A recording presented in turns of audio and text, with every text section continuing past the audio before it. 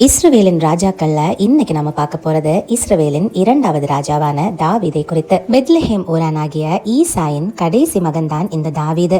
தாவீது ஒரு ஆடு மேய்ப்பவராக இருந்தார். முதல் ராஜாவான சவுல் தன்னுடைய கீழ்ப்படியாமையின் காரணம் தேவனால் தள்ளப்பட்டு விட்டார். இரண்டாவது ராஜாவாக தேவன் சாமுவேல் தீர்க்கதரிசியை கொண்டு தாவீதை தேர்ந்தெடுத்தார். சாமுவேல் தீர்க்கதரிசி தாவீதை அபிஷேகம் பண்ணின அடுத்த செகண்ட் எல்லாம் தாவீது ராஜாவா போய் சிங்காசனத்துல உட்காரல. அபிஷேகம் பண்ணப்பட்டதுக்கும் சிங்காசனத்துல உட்காருவதற்கும் இடையிலான அந்த காலத்துல தாவீதுக்கு ஒரு ப்ரிப்பரேஷன் ஃபேஸ் இருந்தது. அது என்னன்னு பாப்போமா? 1 சாமுவேல் 16ஆம் அதிகாரம் 21 முதல் 23 வரையுள்ள வசனங்களில் சவுலுக்கு முன்பாக தாவீது வீணை வாசித்ததாக நாம் படிக்க முடியும். இதில் தேவன் தாவீதை ஆராதனையால் தயார் செய்ததும், தாவீது என்னதான் அபிஷேகம் பண்ணப்பட்டிருந்தாலும் ஒரு சில இடங்களில் தலை குனிந்து தாழ்ந்தவனாக நிற்க வேண்டும் என்பதையும் தாவீதுக்கு கற்றுக் கொடுப்பதற்கான ஒரு முதல் பாடமாக இருந்தது. தாவீது ஒரு மெய்ப்பனாக இருந்த காலத்தில் சிங்கத்துடனும் கரடியுடனும் சண்டை செய்ததும், பின்னர் கோலியாத் என்ற பெரிய ராட்சதனுடன் தனி மனிதனாக போர் செய்து அவனை ஜெயித்ததும் நாம் வாசிக்க முடியும்.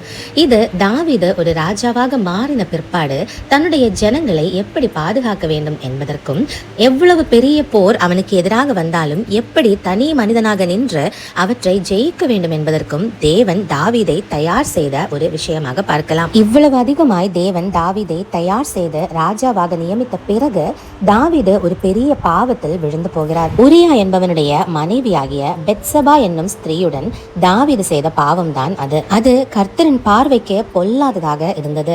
ஆனால் பாவத்தில் விழுந்த தாவீது அந்த பாவத்திலேயே விழுந்து கிடக்கவில்லை. தேவன் நாத்தான் என்னும் தீர்க்கதரிசியை தாவீதிடம் அனுப்பி தான் செய்தது தவறு என்பதை உணர்த்தும்படியாக செய்தார். தாவீதும் தான் செய்த தவறுக்காக மனம் வருந்தி அழுதார். நான் கர்த்தருக்கு விரோதமாக பாவம் செய்தேன் என்று 2 சாமுவேல் 12:13 வசனத்துல தாவீது சொல்வதாக நாம் வாசிக்க முடியும். இதற்கு பிறகு நாம் சங்கீதங்களின் புஸ்தகத்தை வாசிக்கும் போது, என்னை ஈசோப்பினால் கழுகும், உமது இரக்கத்தின்படி என்னை மன்னியும் அப்படின்னு அநேகம் வசனங்களை பாவ மன்னிப்பாகவும் எழுதியிருப்பார். தாவீது உண்மையாகவே தன்னுடைய மனதிலிருந்து பாவத்தை அறிக்கையிட்டு தான் மனம் திரும்பியதாக தேவனிடம் கூறும் போது தேவன் தாவீதின் இருதயத்தை பார்த்து அவனுடைய பாவங்களை தாவீதுக்கு மன்னித்தார். இப்படி இருந்த தாவீதின் முடிவு எப்படி இருந்ததுன்னு தெரியுமா? கடைசி வரை தேவனுக்கு நேர்மையான காரியங்களை செய்து தேவனுக்கு மிகவும் பிரியமுள்ளவனாக வாழ்ந்து தன்னுடைய வாழ்வை முடித்தார். தாவீது ராஜா நமக்கு கற்றுத்தரும் முக்கிய பாடம். தாவீதை போல பாவத்தில் விழுந்து விடுகிற நாம் அனைவரும் என்றைக்கு உண்மையான மனதுடன் தேவனிடம் திரும்பி வருகிறோமோ அன்றைக்கு தேவன் நம்மை ஏற்றுக்கொள்ள தயாராக இருக்கிறார். ஏனென்றால் தேவன் முகத்தை பார்க்கிறவர் அல்ல, அவர் மனதை பார்க்கிறவர்.